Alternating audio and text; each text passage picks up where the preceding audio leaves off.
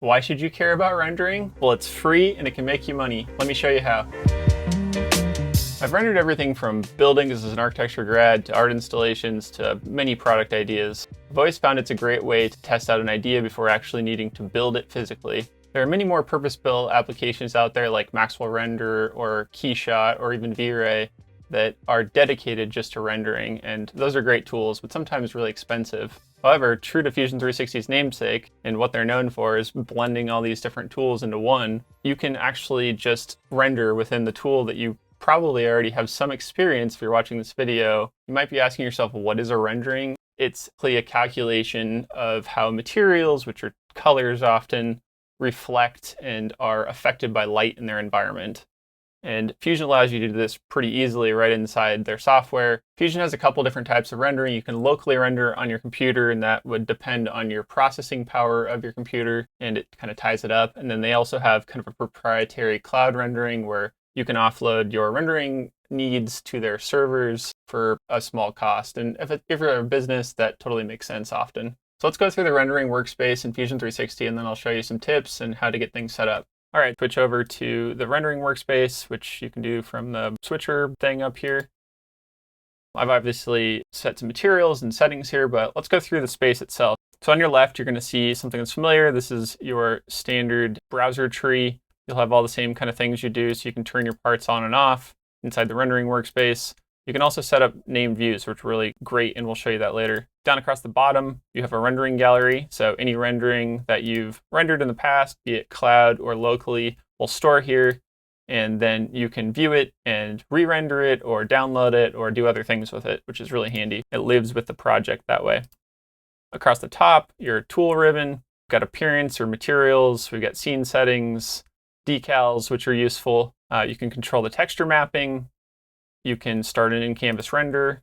I use all the time to set up a render so that I can see what it's going to look like before I do a full-blown high DPI rendering. Then you got your in-canvas rendering settings, which typically just leave it on advanced. And I also lock the view almost always. You can capture your image, so that just saves what's being done in the screen right now. And then you get your render. Something you'll use constantly, though, while we're up in the tool ribbon, is the scene settings. This is where you go and set all of your different types of settings for how the rendering is going to work and what the scene is like. So one way to think about setting up a rendering in the first place is I'm often thinking, what is the result? What am I trying to do with this rendering? Is it conceptual? Is it for an audience like potentially customers? So it needs to be really polished and pretty much lifelike. And that'll help you set up a better way of thinking about what your environment should be, what's the mood, because you can change the focus of an object and things like that if you want it to be more intimate in a macro shot or a wider overall shot, and it's just diagrammatic and trying to show somebody else what you're trying to think about. So you'll get better at that as you start to render more, and it really just takes practice. I've been doing this quite a long time. I'm no expert by any means, but the amount of times I've done a rendering makes me pretty good at it by now. So Fusion has built-in environments, or you could call them scenes, and you can imagine it like a dome that surrounds your object, maybe like the Truman Show. And so that's the background, what you're seeing around the object, as well as the lighting and how that's affected. So what's cool is you can actually go download those, and I'll share some links to that in the article link below, so you can check that out. A lot of free ones out there that are really good. Inside of Fusion, there's also built-in environments, which you can just load right up. So that'll change what the scene looks like. I do use the photo booth one quite a bit. I think it's pretty nice. I also use sharp highlights, probably the most out of anything. If I want to change that, I'm here in scene settings. I go up to environment library, and you just double click. And you can see it immediately kind of change the preview view, which it's not rendering right now. If I push close, I'm kind of constantly doing this, where I'll change something, change the view, and then start an in-canvas render. And I can quickly see, it's not quite what I wanted. I want to make the lighting come from a different angle. So I go back into scene settings, and you can do some changes like that. Another big aspect of rendering is the viewport. What are you viewing through into your scene? Because your scene is just a big 3D world full of, objects, or maybe one object like this one. If you're familiar at all with cameras, you don't have to be, but you need to know how to change a few settings here to get what you want. If we jump down to camera here in the scene settings, you can choose whether it's an orthographic view, so it's like an axon, there's no perspective to it. or perspective, which is more of a lifelike representation. You can choose to have a ground plane or not. Changing that perspective, you would zoom in and out with the focal length. So just like a camera, the higher you go in number, the more you shrink down your perspective. It's like zooming in on a lens really far. The lower the number, you get this kind of wonky view that's great for some scenes, not necessarily for products. Right below that, you have exposure, which similar to a camera setting. It's basically how much light is it letting into the sensor. If you move it in a higher exposure, it gets darker. The lower that number is, I don't usually go below 8.5. It'll brighten up the object and bring in more color and light. Important too, I love editing the depth of field. When you turn that on, it's basically like allowing you to set the focus on the object. If I get in tight here and I had a bunch of stuff in the background, if I rendered this now without the depth of field on, everything in the scene is going to be in focus. So it looks perfect. It's kind of a fake view in a sense. But if I wanted to add depth of field while it's rendering, click depth of field, and then I'm immediately choosing the center of focus. So if I want this corner to be in focus, it's going to pop that into focus, and everything else will have a nice bokeh as you would with a photo, but you get a nice soft look that I use kind of all the time. It really makes your renderings look more realistic. It's best when you can zoom in close on something, or you want to like highlight an object with another object behind it. Looks kind of weird if it's really zoomed out. It doesn't really work that well. So below that, we have aspect ratio. You see the borders on the side here. Right now, I'm in a 16:9 widescreen. You can choose, any of these options that work for you. If you don't know what you need, you could always render it in a wider view and then crop it later in like a Photoshop or an image editor. If we move all to the top of the screen here, we got brightness. It's just what you would imagine. It's another way to control how much light is in the scene. That's based on the environment. So that environment we used in the first place, you can see this range is from 0 to something like 1,000,000. No, it's 100,000. Sharp highlights scene. I tend to go like 800 to 1,000, just depending on what that looks like. And you can only get a initial preview when you're in this view. You have to do some form of a rendering to see what it will look like, give it a little bit of time to render. If you turn off your depth of field, it will render faster. Another important aspect while we're in scene settings, as I said, when you're doing rendering, scene settings are a lot of the time you're spending other than material mapping. Up here in environment, we have brightness, we have position, that idea of rotating the world around your object. You imagine the dome spinning around us, and maybe the light always comes from one direction, so you're pointing it in a different way. And I find this really important, especially when trying to highlight a certain feature of a product or a building or whatever you're trying to highlight. If it's just coming straight on the object, like right now, it's probably going to look pretty bad. Typically, you want to try to give some type of, I would consider it like a dramatic shadow effect. Strangely enough, that tends to be on the front side of an object, not on the back side. And don't think of it as like you're not going to see that side. It just gives you a nice contrast with these chamfers now. Whereas if I would reset this back to the middle, you can tell it's a little bit softer all the way around, and the shadow's in the backside, and it's not as enticing to look at. If we go up here and change it to environment instead of solid color, which solid color is just overriding the environment's texture mapping around you. And in the case of using this one, we're basically just looking at a big gray background, kind of like you would in like I think it's called a cyclorama view of a studio. We're just basically floating in space here. So if I would render this scene, that's what you'd see in the background. And this gives another reason to why you would use something like depth of field, because you'll give a softer background view rather than it being, all in focus. And you can change that amount of blur. Just depends on the scene. You can see there's a lot of settings here. One of the other things, while you have position open, just for your understanding, often I'm doing rotations, but you can also, this kind of arbitrary number entry here, you can move the floor up and down. You'd want to just drag it down first. And you can see now our object is floating in the air.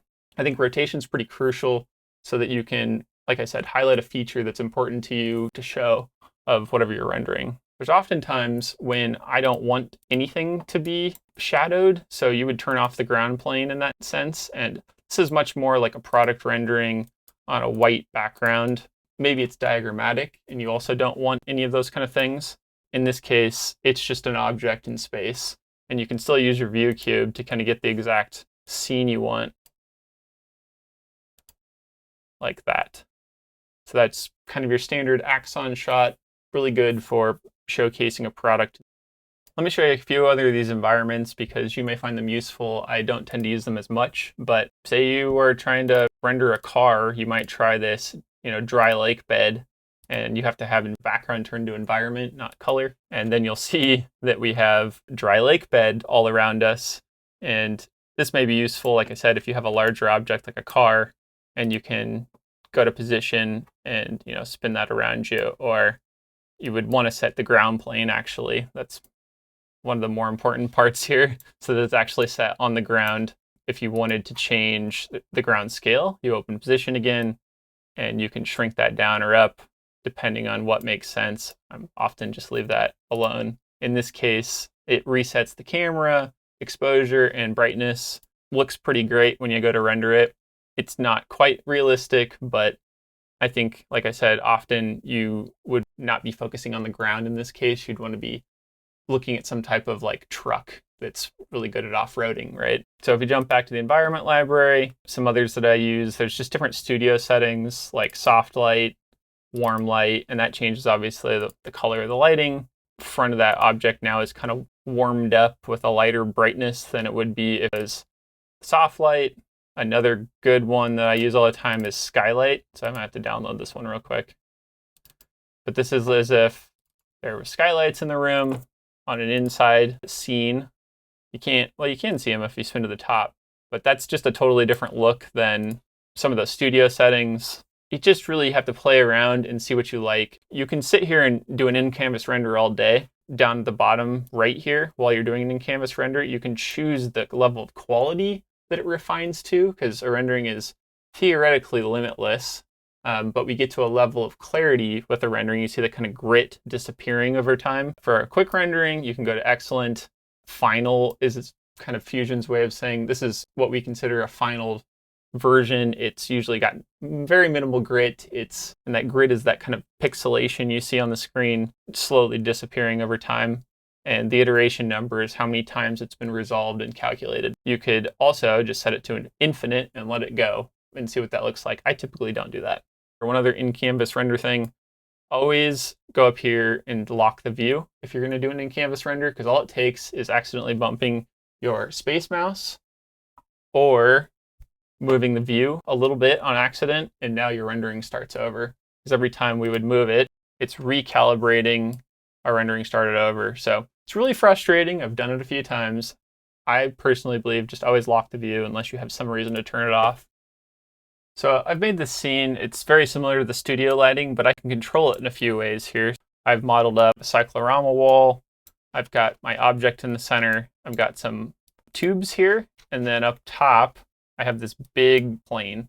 Seems kind of strange at first. When you take a look at it, if I open up my appearances, which is mapped to A, each of these things, when you open up appearances, which you can do in the design space or the rendering space, you can customize your own endlessly, but I would recommend trying out Fusion 360's appearances from the beginning.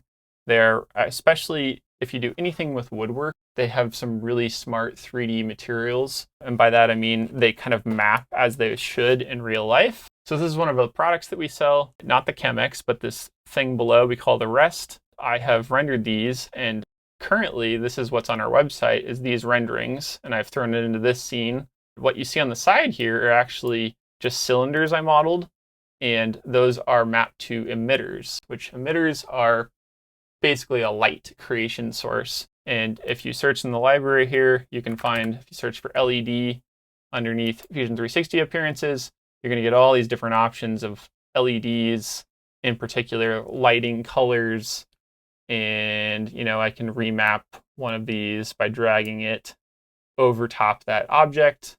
You can also select an object, and when it's set to apply to by user components, if that thing has a lot of surfaces, say like this huge wall here, there's 3 different faces. If I drag on the green, it's going to apply to the entire thing at once. A good way to control just one of the faces being colored is to click faces, obviously, and then drag that on so that you can get green just on that one face. it's going to look pretty weird here, so I'll undo that. So all I've done here is create bodies in Fusion, modeled them, that are emitters. So this is a giant emitter too. It's basically like a big overhead light. I wanted to have 2 lights on either side of this Chemex rest. What you get in the end, if I undo this, we go to our rendering scene. If you set it up just right and do a rendering. Hey, this is Justin editing the video. I didn't realize till later that turns out if you try and do a rendering and record your screen at the same time, you'll drop a bunch of video frames. What looks like my coffee keeps getting messed up, but I had a really nice coffee material inside there. It kind of looks more like tea, which is a little bit confusing. This is a pretty heavy scene. We've got glass reflections. We've got water, some type of water on the inside that's causing a lot of refraction. It's a lot going on there, especially with the background. So often I do these kind of renderings on the cloud or with not an in-canvas render. But during the setup, I will do this kind of thing.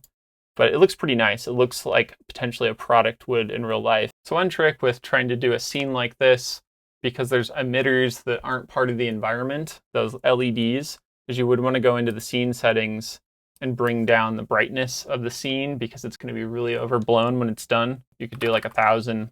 And if I wanted to render the scene, I've got it set up how I like it. You click the teapot and you get a couple options, one of which defaults to, of course, is cloud rendering. You can see I have some credits as part of a program I'm in with Fusion 360. And the local render is often what you want to choose here. So unless you would like to pay for it, you have to buy credits. You would click local render, and then you can change the image size. Often I've already set up all this, so I want it to be a 4:3. Here's where you would set how large the image is. It may need to be 2,500 pixels wide. So you type in 2,500. I usually set it on PNG. 75 is a good setting, but you can also get in here and set whatever you'd like to be the output and refinement of the end product. So we'll just do a 75. When I click render here, it's going to send kind of in the background to Fusion's processing. And you can continue to work anywhere inside Fusion. You're going to see your processor ramp way up. Some computers can't handle doing other things at the same time. To find that rendering, you would go to your rendering gallery. You can see down here, I've done a lot of renderings of this product, different materials. This is the one we're currently working on. It's happening in the background while I'm currently recording this. So I'm going to stop it so that my computer doesn't crash. Too late. While I'm recording the screen. Once it's done, you'll have something like this. You would then click right here, this little down arrow to align, and you can download as different formats. So I'll download that as a JPEG, save it on my computer, and now I've got that image on my computer, and I can go edit it in an image editor or just throw it right up on social media or wherever you need to put it. So if you're part of our Patreon, you get all of our CAD downloads. We provide any of these videos. I'll provide this studio scene that I've created, and it has all these parameters. You can change all these settings in the background here, so I can change the scene height to maybe 120 inches. It's very customizable. You can then insert your model into that scene through the browser here. You would right click, insert into current design, move it around, do some styling. It's a pretty useful little thing, especially if you do anything with products. Let's say we want to go back and do a cloud rendering. It's a little bit different. We'll use a different example. We'll use this city model. If I jump into rendering, you go into scene settings, you choose a color for your solid color. You can pick anything you'd like. Teal. I've chosen a really wide focal length here. I might even go wider. I've set my depth of focus to be on that up there, right in the corner. Let's get my scene just right. I usually do an in-canvas render to make sure I like it. In this case, I think I do want to go a little bit closer in, stop it, kind of move the screen just how I'd like it to be, maybe like that. And you can see here where the lighting plays a big effect. So if I go into position, I've currently got it moved way over to 173, but you can drag that all around. And depending on the lighting of your environment, which in this case I'm using apparently the dry lake bed, you can get it set to just how you'd like it. Let's say that's good. I'm going to stop the in-canvas render. So that this doesn't move again, another tip I would highly recommend, you get a view how you like it, open name views, right click on name views, create a new name view. We're going to call this under blue, whatever you want. So whenever we want to jump back to those views, you just single click and it'll bring you to whatever that was. We go back to our last under blue setting. This is really good for products and anything where you need to create a static shot and replicate it so that you can compare back and forth. To render this in the cloud, let's go up to the teapot. We'll click Cloud Renderer. I will do a custom aspect ratio. We'll mimic whatever your screen is showing. I'll lock this ratio here and set it to like a 2000 pixel rendering. It's giving me a queue time of 20 minutes. And when I click render, that should submit it to the cloud. Open up your rendering gallery. You can see the one I did previously. And we can actually re-render that if we don't quite like it. We need it larger. Another cool thing you can do is a turntable. Again, similar in a product sense. So you have a shoe and you want to render that in the center.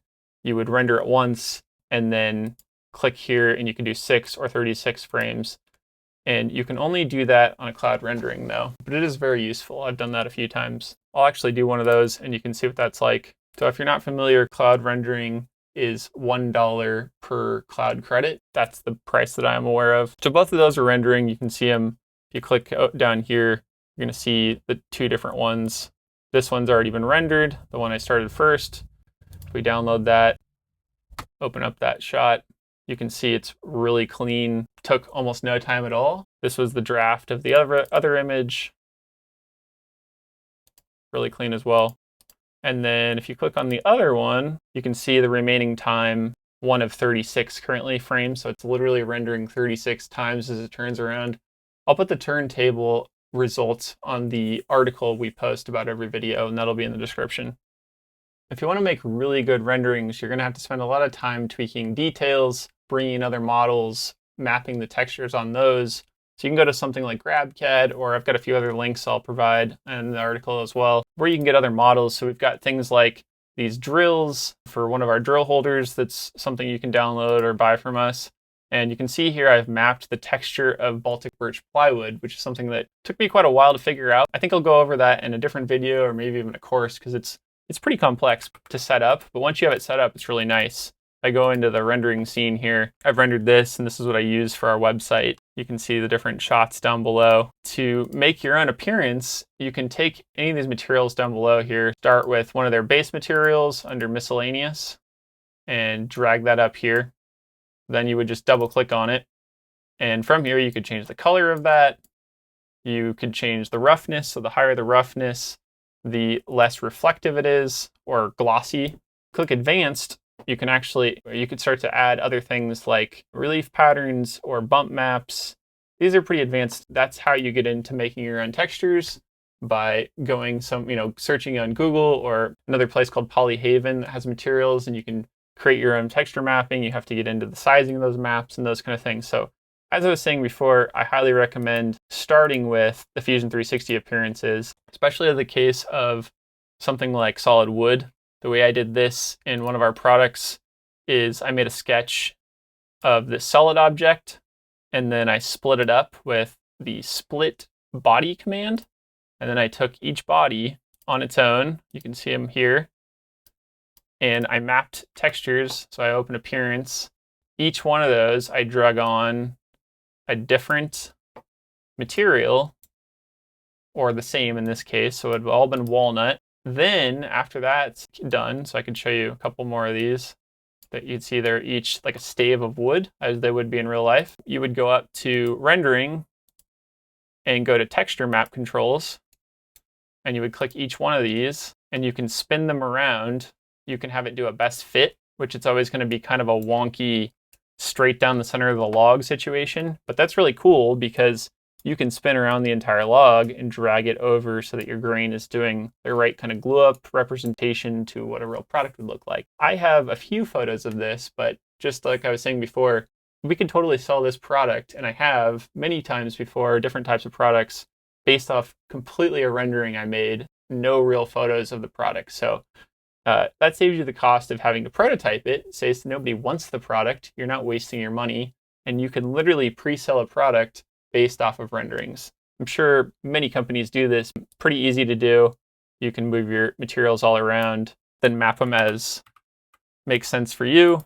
Open up the rendering scene, do a couple quick settings. I'm going to set my blur there and see what that looks like. Too bright, I'm going to turn the ground plane on. We've got this nice scene. I've set this up in the past, but it's just really nice that I can design this product in the design space, render it real quick, We also do the manufacturing right inside of Fusion 360 too. So I do have a relationship with Fusion 360. I'm not paid to say any of this. It's a really great software, and I think you'll find it really useful. If you have any questions about rendering, I know this is kind of a quick overview, and there's a lot to it. So really what you need to do is play with it. That's how I learned. I played with it extensively. Fusion makes it easy in that those materials and environments are already built in, and they're kind of tailoring the settings so that you get something good right out of the box. So you can kind of just open it up and push render, and you're going to get something that's pretty good. So that's all I got for this one. I hope this was useful. Go check out the other videos in the series on learning Fusion 360, and I think you'll find them pretty useful as well. I'd definitely start from the beginning if you haven't. If you do a rendering and it looks pretty cool, you should tag us, PDXCNC, on Instagram, post it there. I'd love to see them. And remember, if you're a Patreon member, you can get our CAD downloads. There's a bunch of them already there. You just go to cnc.money. You can get the studio scene that I'll upload for this video. And that's all, so thanks for watching. If you want to support the channel but don't want a Patreon-like subscription, Buy Me a Coffee is the perfect option. The idea of Buy Me a Coffee is to offer someone a cash equivalent of buying them a drink as a thank you. It's a one-time thing to show your support for the channel and keeps the content and coffee flowing. Look for the link below for Buy Me a Coffee. If you want to get our CAD and CAM models that we show in the videos, subscribe to our Patreon at cnc.money. Thanks.